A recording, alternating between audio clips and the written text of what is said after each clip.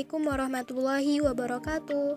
Halo semuanya. Sebelumnya, perkenalkan nama saya Sonia Anggraini dengan NPM 2201060023, Prodi S1 Tadris Matematika IAIN Metro. Kali ini kita akan belajar tentang sistem bilangan real. Sistem bilangan real adalah bilangan nyata yang sering kita gunakan dalam keseharian kita. Sistem bilangan real akan kita nyatakan sebagai himpunan bilangan-bilangan. Yang pertama yaitu himpunan bilangan asli atau natural number yang dilambangkan dengan huruf N. Contoh dari bilangan asli yaitu 1, 2, 3, dan seterusnya. Kemudian ada bilangan bulat yang dilambangkan dengan huruf Z. Contohnya yaitu bilangan negatif 2, negatif 1, 0, 1, 2, dan seterusnya. Kemudian, ada bilangan rasional yang dilambangkan dengan huruf Q. Bilangan rasional adalah bilangan yang dapat kita nyatakan dengan bentuk A per B, dengan A dan B anggota bilangan bulat, dan B tidak sama dengan 0. Karena jika B sama dengan 0, maka A per B hasilnya tidak akan terdefinisi. Selain bilangan rasional, ada juga bilangan irasional, yaitu bilangan yang tidak dapat kita nyatakan dengan bentuk A per B. Contohnya yaitu akar 2, pi, dan sebagainya. Nah, jadi sistem bilangan real adalah gabungan dari bilangan rasional dan irasional. Kita tadi udah tahu ya, bilangan real itu bilangan nyata. Terus, ada nggak sih bilangan yang tidak nyata? Ternyata ada ya.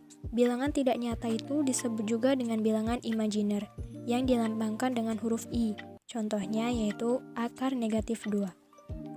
Selain bilangan real dan bilangan imajiner, kita juga akan mengenal bilangan kompleks yang dilambangkan dengan huruf C. Bilangan kompleks ini terdiri dari bilangan real dan juga bilangan imajiner. Himpunan bilangan-bilangan real tadi dapat kita tulis ke dalam suatu garis yang kita sebut sebagai garis bilangan real, di mana garis bilangan ini terdiri dari bilangan rasional dan bilangan irasional. Kemudian di sebelah kiri garis bilangan ada negatif tak hingga. Kenapa? Karena garis bilangan sangat panjang dan kita tidak bisa mendata satu persatu titik-titik sepanjang garis ini, maka kita simbolkan dengan lambang tak hingga. Dan paling ujung sebelah kanan kita beri tanda positif tak hingga. Jika kita ingin mempartisi garis bilangan ini, kita bisa mengambil sebagian garis bilangan yang kemudian kita sebut sebagai interval. Di sini ada tabel interval yang terdiri dari penulisan interval, penulisan himpunan, dan interval dalam garis bilangan.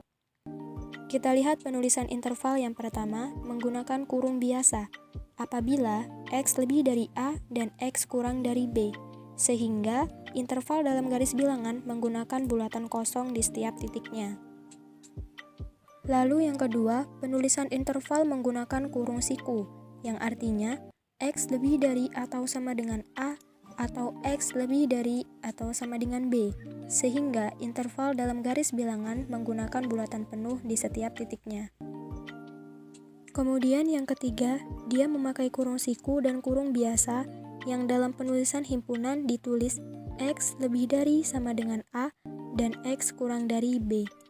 Dan interval dalam garis bilangan menggunakan bulatan penuh di titik A karena ada tanda lebih dari sama dengan, dan menggunakan bulatan kosong di titik B karena tanda menunjukkan kurang dari saja tanpa ada tanda sama dengannya.